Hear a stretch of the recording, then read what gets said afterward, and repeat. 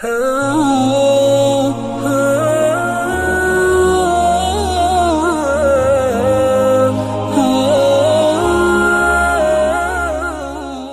کے نیچے سبسکرائب کے بٹن پہ کلک کریں، بیل کے آئیکن پہ کلک کیجئے تاکہ ہر نئی ویڈیو کی نوٹیفیکیشن آپ کو ملے۔ ویسے تو جو دعائیں وظائف میں بتایا کرتا ہوں اس کی عمومی اجازت ہوتی ہے،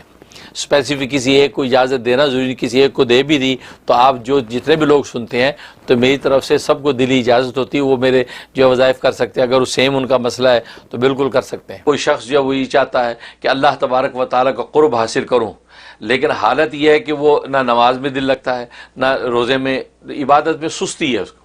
تو سستی جو عبادت کی اس کو دور کرنے میں اس کی بڑی تاثیر ہے۔ اور آج یہ ایک ایسا مرض ہے کہ ہر ایک کو لگا ہوا ہے، یہ تو ہر ایک کی